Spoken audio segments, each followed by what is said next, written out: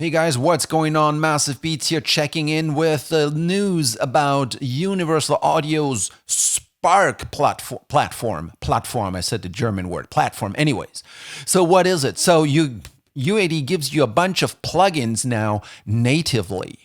And that's great news. We've all been complaining about Universal Audio. Make these plugins native. Stop holding on to those DSP things. Stop milking us and so forth. So many complaints, so many disgruntled users, but they finally did it, and they released this set of plugins here natively. So it's not all of their plugins. It's not all the plugins, but there's a couple of things. So yes, it is $20 a month, as you may have heard. But if you own any of these plugins already, you're getting them natively for free. That is nice. So if you own a LA2A already, if you bought this, you're getting a native version for free, meaning a VST3, meaning a AU, so a component plugin, all on the Mac. No Windows users just yet. That's going to come. I don't think that's going to be too hard to implement. It's just a VST plugin, VST3. So what does that mean for us? So first of all, I want to say that I'm a UAD user. I had the first solo duo that came out. Then I had an X. Then I had the Mark II. And then I had the UAD X4 up until a few months ago, and I sold it. I wanted to get out of DSP. I wanted to get out of the limitations. I wanted to get out of being tied to maybe an aging company with aging plugins a little bit, even though I really like how it works for recording in the moment with the amps and with all the real-timeness. And part of it is unmatched. Even with an M1 Pro machine that I have, even with all the goodness of other audio interfaces that might have better converters, there's something about that ecosystem, about the security and familiarity of Universal Audio DSP-powered interfaces that just works. So for $20 a month, you're getting 8 plugins. Technically, with the 1176s having 3 versions and the Telectronics LA2A also having 3 versions. So it's a little bit more. I'm sorry, so let's do 1, 2, 3, 4, 5, 6, 7. So that's 7 here. Then we got 10. So whatever, 13. Man, I can't count. That's why I became a musician. So that's clear by now. If that's not clear by now, you're following the wrong channel. Anyway, so you're getting not a lot of plugins. The ATR 102 would have preferred that over the Studer A800. ATR 102 is one of their best plugins. There's a lot of third-party plugins that, for obvious reasons, are not included, but there's also a lot of UAD plugins that are not included here just yet. You're getting these, and then you're getting some virtual instruments as well. So you're getting a good amount. For $20 a month, you're getting a good amount. It's an okay deal, but it's not the deal of the year. That is $150 a year. So you're getting a discount if you do it on a yearly basis. But I'd like to see more plugins. But what it really does is that for those who have plugins, who have, for example, the Heritage Bundle, which in essence this is, you are getting your plugins augmented, your system, with VST and AU. So that is something really, really nice. And these plugins here are really, really good. The LA2A, 1176, the API 2500, these are excellent plugins. So what should you do? So I mean, if you already own these plugins, do nothing. You have to just download their Connect software and download them, and you're good to go. If you don't own these plugins, but you own a Universal Audio interface, should you get this on top? Well, that all depends what else you're doing, right? What else are you doing? I also have a plugin alliance. Not membership, I have a huge bundle from them, and I used to have the membership where I tested everything.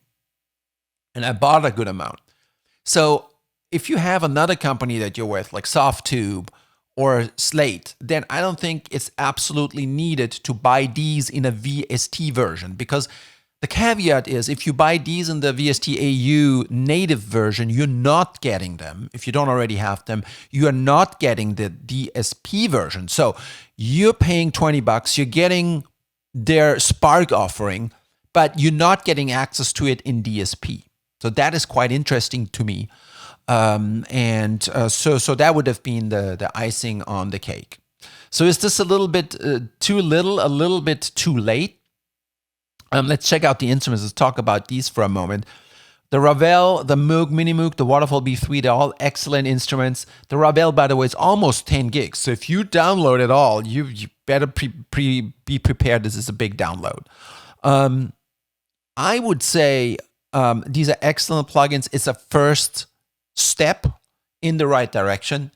I am concerned that they're going to say, yes, we will include all plugins, but it's not going to be $20 a month. No. We give you more, you pay more. That's always been the way with Universal Audio, where like with Plugin Alliance, there sometimes are, well, we give you something, you pay for something, then this comes for free, or this comes discounted. We'll give you this on top and on top and on top. Or a plugin boutique where you collect points or something like that, where suddenly you're getting something for free, right? Of course, that is marketing, no question about it. We're all smarter than that to know that. But Universal Audio is like, nope, you paid for that 8 years ago. No updates. That ATR 102 from 2011 is the same you buy today. We're not doing anything. It is what it is. We might release a different version of it, like the new API Vision channel strip. But you're going to pay extra. There's no grandfathering. There is no mercy. There is no update. No. These are different entities. And that's something that never set well with me, to be honest. Let's see if we can play this here without getting a strike. Here we go. We should be able to do this. Uad Spark. The name is pretty cool. So most people predicted this, and they were right. 60 years. Okay, sure. And they're showing us those plugins. Any DAW, that is true. Any interface. So what it does, it brings a lot of non-UAD users to the table. Before, keep in mind, you weren't able, so you can do a 14-day free trial. So for those of you, it's another group of people where this is interesting. For those of you who don't have a Universal Audio interface, and you could never test drive their plugins, right? It was never possible. Well, now you can. Now anybody can test their plugins and pit them against plugins from Plugin Alliance or IK Multimedia or Arturia and see how is their 1176 stacking up. Couple things. So this is going to be good. It's going to put Universal Audio in direct competition.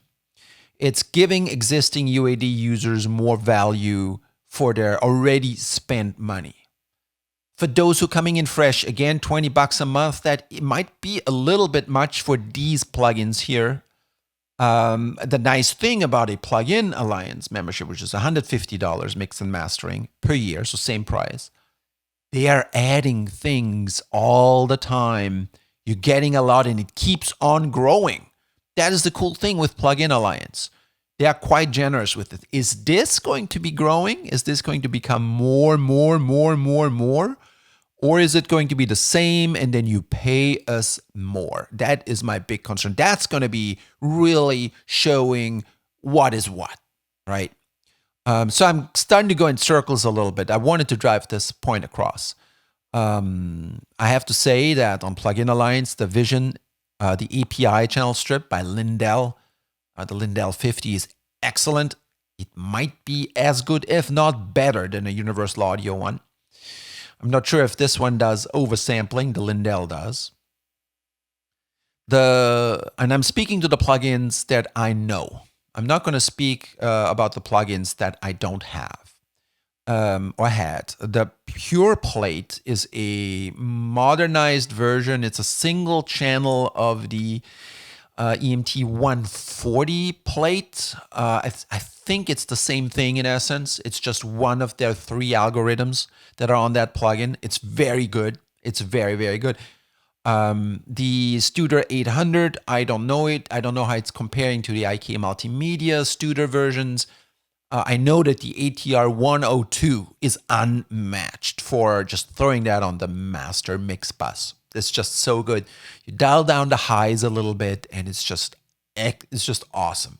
It's the real deal. And then the LA2A, used with the Unison, in unison, that's the way I experience it, is absolutely fantastic. It's just such a great plugin.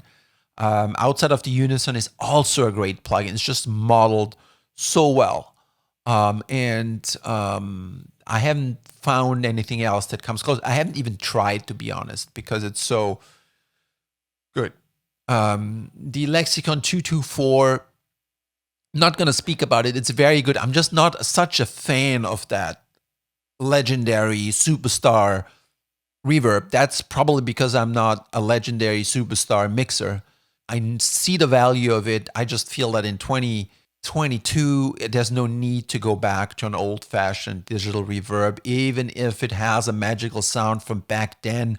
That's not me, but it's a good plugin. It does what it does convincingly, but it's not something where I would spend, if it comes down to it, a lot of money on. I had it, and it was good. I didn't use it as much as I thought I would. API 2500, super good. Best API 2500 bus compressor you can possibly imagine. But there's a competition. There's the VSC2 from Plugin Alliance. Fantastic. Vertigo. Fantastic. Really, really, really good. Gives this a run for the money. This is a good one. This is also one of the few plugins that has a high-resolution graphical interface. Thank you, Universal Audio. Please do that on all of them. It's exhausting. Not a fan of Neve per se. I'm not a fan of the Neve sound, but from what I'm hearing, it's a very, very good, one of the best ever emulation for tracking, snares, guitars, and so forth. There is a whole world of engineers who swear by this. If that's you, just go for it. And then the Galaxy Tape Echo. Arturia has a very similar looking version of this. And the 1176, I think that is one of the magic pieces of Universal Audio. Everybody's praising them. So I'm going to leave you with this. What do you think? Do you think $20 is worth it? Are you getting enough plugins? Do you think this is where the company is going to make its stance? Are they going to stick with the plugins, $20 for all their plugins eventually? And is this the end of DSP? Are people going to say, well, no, I don't need that at all anymore. I'm not going to buy DSP at all. I don't need Unison. I don't need a dedicated box to track. My M1 can track hundreds of tracks at the same time. I don't need it. That is all a good question. And I'm not even sure if that's 100% true, that statement. A lot of people say that, but I still have to experience it. I have a pretty powerful M1. It's not going to track 100 tracks or 20 tracks natively with all the plugins engaged. It's not going to do it without increasing the latency. You can do a few, and that's fine for me, but let's not kid ourselves that you can do large sessions natively without having to tweak and disable a bunch of things and tweaking the buffer size and go in and out, which is like kind of counterproductive. So, guys, thank you very much for checking in, letting me ramble. Uad Spark. Yeah, I approve of it. Good idea. Whether it's going to go up in price or, stop right there, and we'll see. But for now, we got to give it a thumbs up. What we wanted innovation, well, there it is. Let's not complain. All right. Massive Beats out.